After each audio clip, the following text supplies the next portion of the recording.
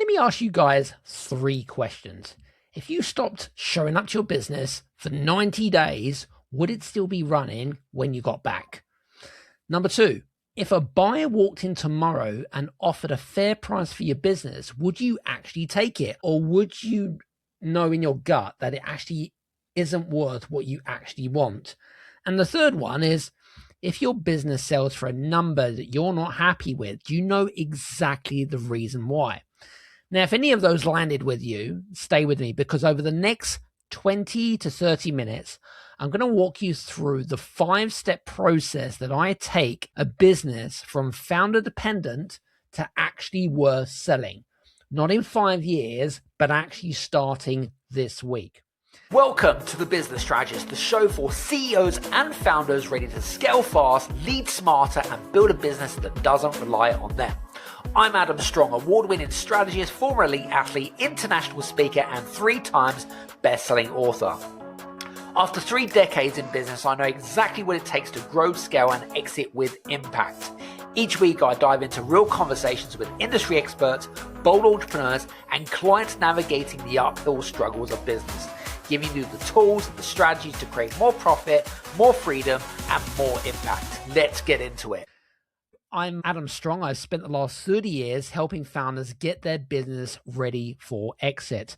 I've sat on both sides of the table.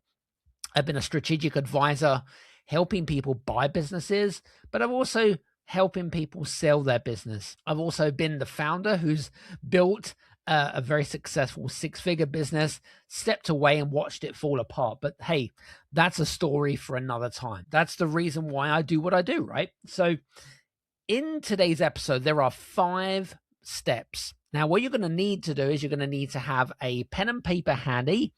And if you're listening to this in the gym or on your dog walk or whatever it might be, make sure you pause and rewind and go back to what we're going to be talking about today. So, step number 1, productize the promise. Now, here's the thing: like when I walk people through the productize the promise thing, when we think about the promise, I think about the result or the transformation. If you've been in a networking situation and you've had someone that's walked away because they simply didn't get what you did, or someone's come up to you and said, "So what do you specialize in?" And you might turn around and say, "Well, I'm an accountant, I'm an IT consultant, I'm a lawyer," whatever it might be. Or you might go off on a tangent and use a lot of language which is very waffly. So now the challenge with that, when an investor or a buyer comes to buy your business, it's very difficult because what they're doing is they're comparing apples for apples or pears for pears.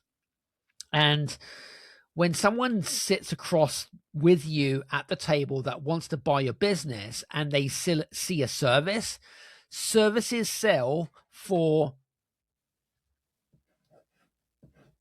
2x multiple. All right. That's all they sell for. They sell for 2x multiple.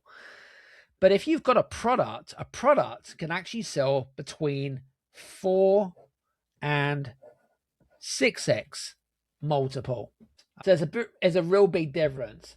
So what I want you to do, and it's not because you're not a great business, it's because of the way it's been packaged and how you packaged it. So here's an exercise that I'd really like for you to do.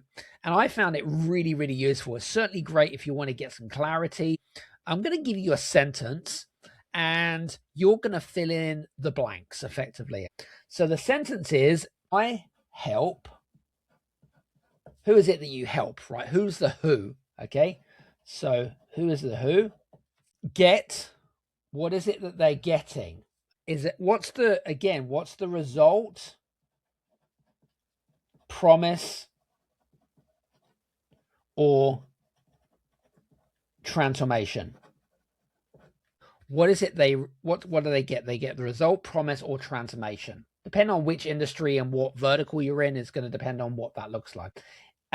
In X as in duration. So how long is it going to take for me to achieve my result, promise, or transformation? So that's the third part. The fourth part is without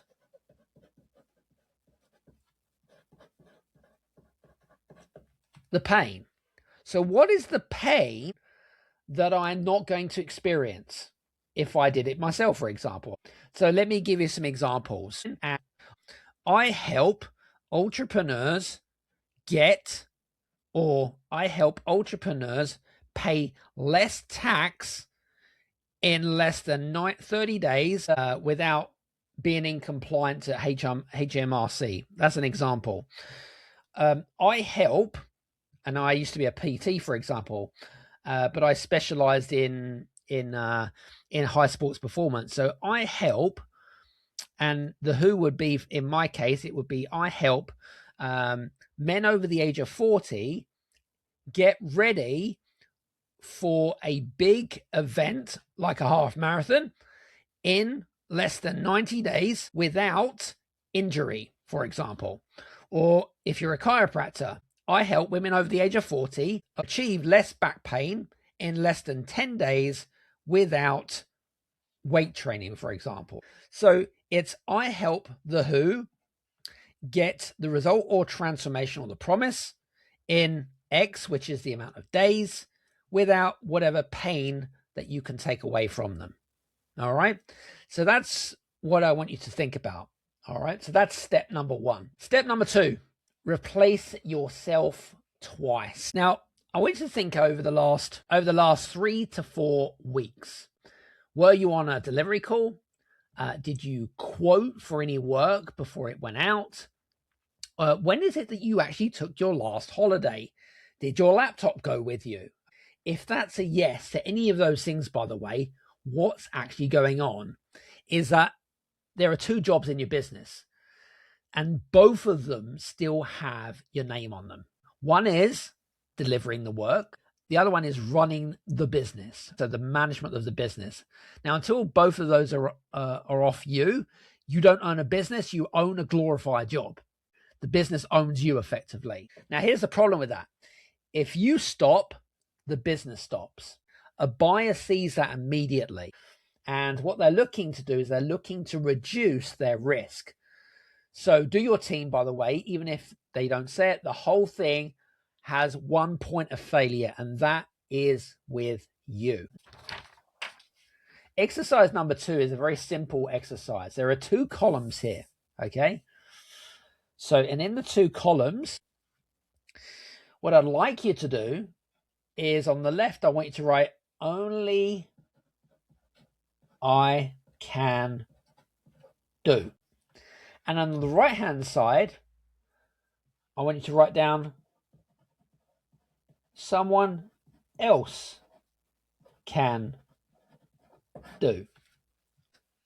Now, what I want you to do over the next week is I want you to list down every task you did over the last week.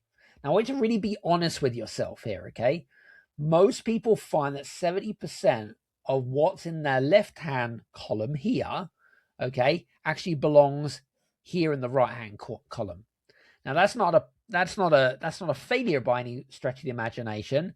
It just means, what is it that you can do to outsource things? The number one goal for you guys really is to get as many of the activities or exercises over to the right-hand part of the column. Okay, that's the absolute number one.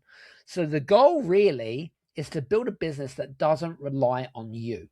Okay, so you want to think about this. Is a really useful exercise. Okay, so and then as you start making all the list, you'll then start to think, wow, I do so much in the business. What does my team actually do? So first exercise, only I can do. Start writing down all your top activities and exercises and tasks that you're doing. On the right-hand side, I want you to write down some of the things that your team are doing so someone else can do. All right.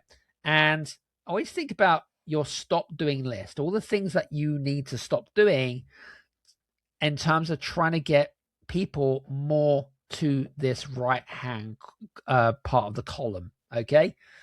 So the idea is to get yourself out the business. Okay. So you can take a holiday, you can do things, and you can enjoy running a business and not building a glorified job. Okay. So that's step number 2.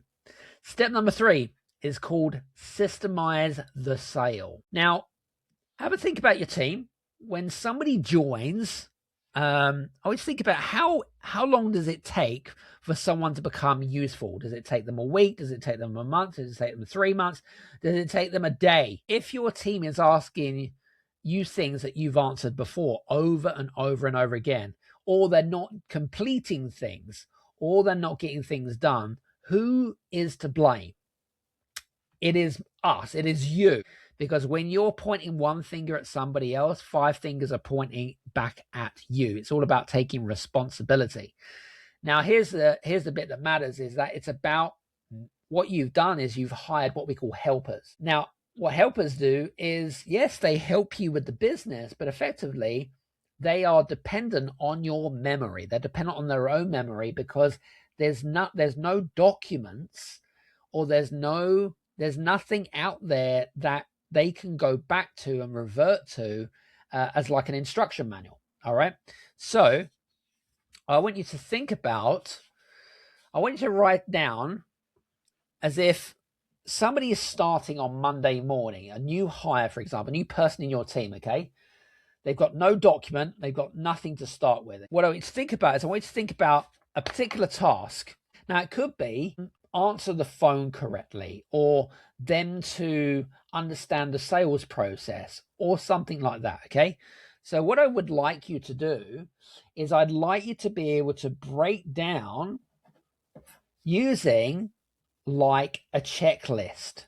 Okay. So you'd start to label out what they need to do step by step. So it's a bit like passing an instruction manual to a complete Homer Simpson that doesn't know anything about your business, but they know step by step how to complete a set task or a set activity. Now, one of the things that I absolutely love doing in my business, by the way, is I like to jump onto an app called Loom, Loom, Loom. Now you can use Zoom, whatever you want to do. And I will start to write out, or I start to describe, what is it that I would like somebody else to do? So if there's something eating into your time on a weekly basis, whether it be making calls, doing follow-ups, whatever it might be, could you delegate it to somebody else? And if you could, what's the process that you are using that you could then document and leave it for somebody else?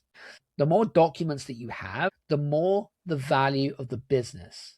So think about what I want you to think about this. Think about something that, and it could be the onboarding process. It could be the customer journey.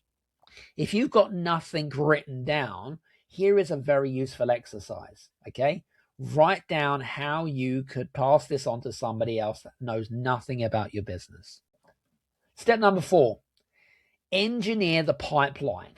Now, I absolutely love step number 4, engineer the pipeline, because obviously the pipeline is absolutely crucial. Now, pipeline is very different from just leads, but I want you to think about, like, when a buyer, I want you to think about this. Where did your last 5 clients come from? Now, I want you to really think about this.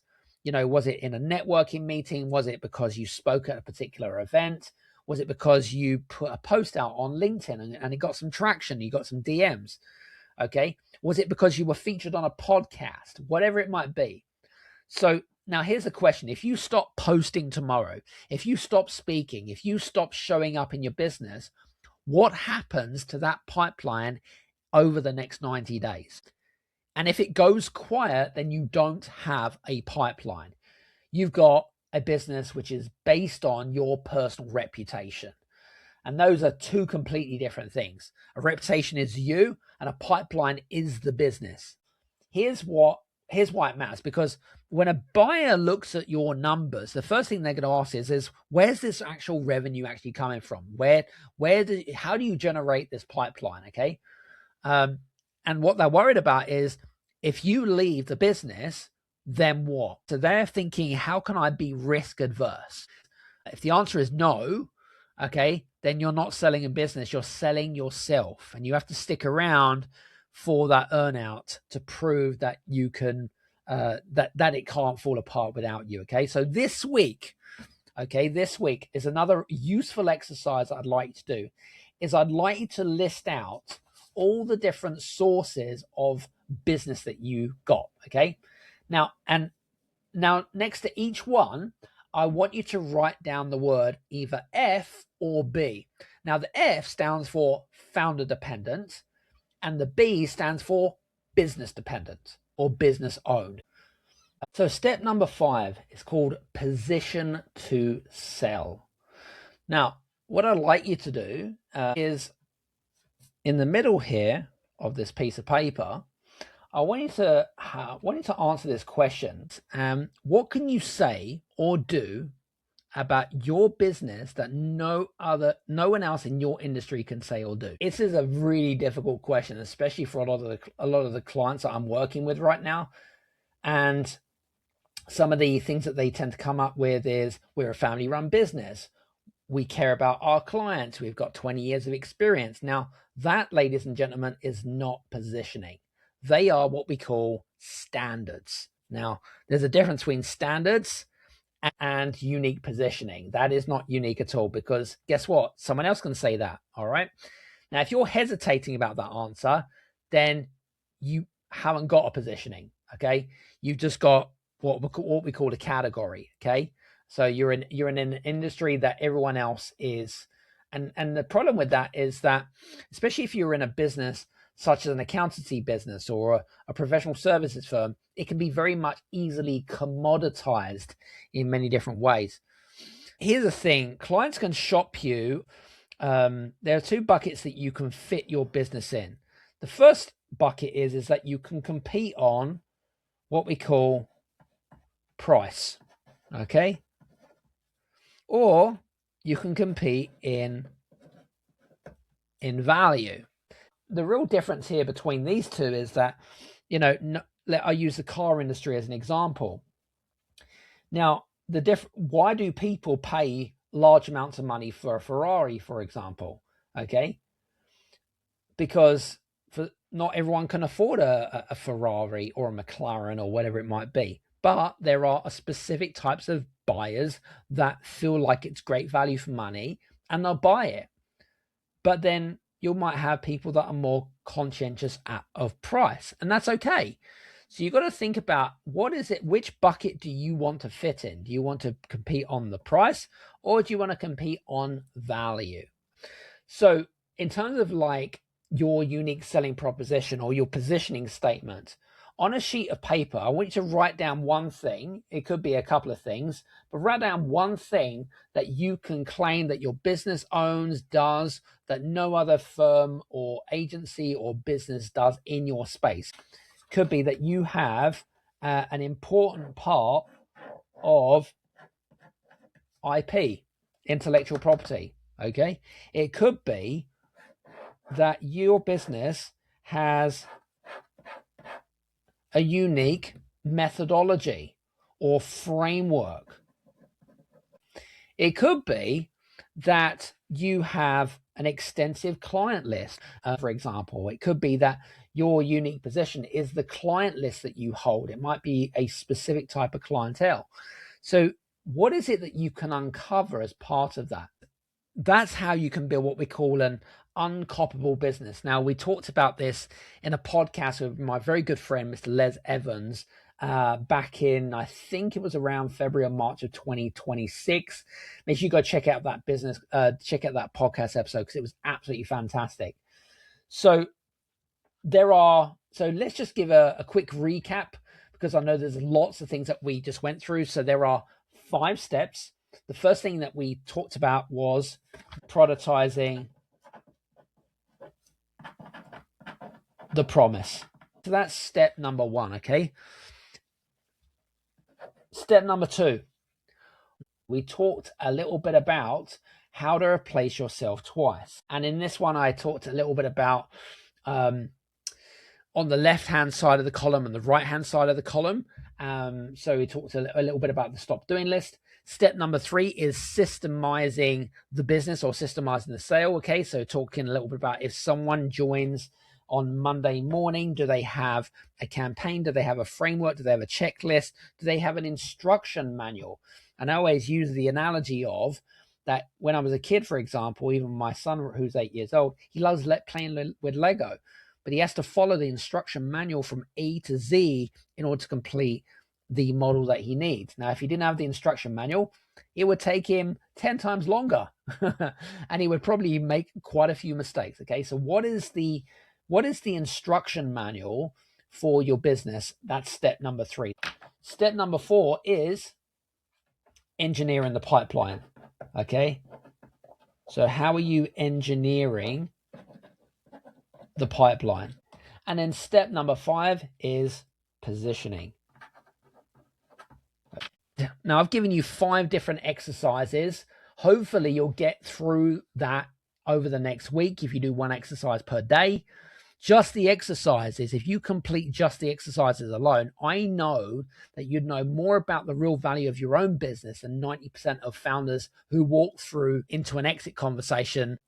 And that's not just because you're clever. That's because I see this week in and week out, this lack of unpreparation, the unpreparation of founders that are having conversations with sellers, and they're not just looking at it from the seller's perspective. Sellers want to be risk averse, they want to reduce their risk, and they're always looking for ways to discount your business before they buy it. But I can guarantee if you work through these 5 different steps, it will help you to become more prepared when it comes to selling your business or building a self-managing company.